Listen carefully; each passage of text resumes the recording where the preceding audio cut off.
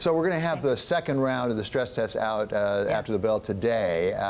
And we saw from the first one, everybody passed with flying colors, I think it's fair to say. This one tells us how much capital can be distributed. But let me put up a chart actually that shows something, which is that when you look at the major banks and their net losses after the full administration of the stress test, with all the difficulties that are built into those stress tests, they've been going down and down and down, which means that the banks are passing more and more and more. Is that because the banks are stronger or because the stress tests are weaker?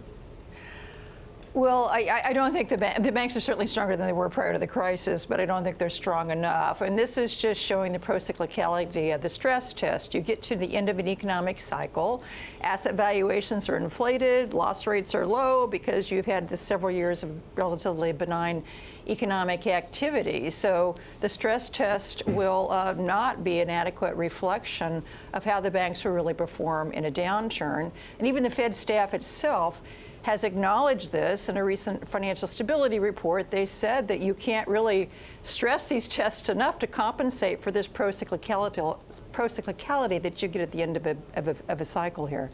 And that's what we're seeing. Well, and as I understand it, Sheila, the way they were designed, the stress tests, were trying to anticipate the fact that you can't anticipate what will go wrong next. And so you have to adjust for an awful lot of different factors. That seems to be being more and more simplified as a matter of policy. Is that undermining the worth of the stress tests? Well, I think it does. I think, you need, first of all, they need more robust loss assumptions in the stress test, which is not clear they're doing. They have very stressed macroeconomic assumptions, but we don't have a lot of transparency about, okay, how much loss is that going to cause for the banks? So that's number one. Number two, there's something called the countercyclical capital buffer that we put in as part of the reforms that we did after the terrible 2008 financial crisis, which the whole idea is to raise capital buffers when you get to the end of a business cycle, as we are now. And the Fed, other than Lael Brainerd, the Fed has just decided not to do that. Chairman Powell, who I respect a lot, he's got a lot on his plate right now, has talked about the worth of preventative measures in monetary policy, but we need preventative measures with supervisory policy, because if we get into a downturn and the financial system seizes up again, we're going to have another great recession, and it's not going to be pretty. Do you expect that the Fed will tell any of the banks today that they can't distribute the amount of capital they want? My guess is that they're actually going to approve capital distributions that will exceed earnings, which means that the capital ratios, the actual amount of capital they have, is probably going to be depleted a bit more. For the big banks over the past year and a half or so, their CET1, their Common Equity Tier 1 capital, the highest quality capital, has been declining somewhat, and I expect that trend to continue because I hear that the Fed's going to approve distributions that actually exceed earnings. Sheila, is there another area of the financial market that we should be paying attention to more closely now than the health of big banks, like regional banks, for example, like leverage loan market, et cetera? Yeah. Oh, absolutely. I think the regional banks are perhaps an idiosyncratic bank failure with a regional bank is not going to be systemic, but it's still something you want to avoid and prepare for, and it could have a regional disruption. It could be very expensive to my old agency, the FDIC, on their insured deposits. So yes, I think we need a good focus with the regional banks as well.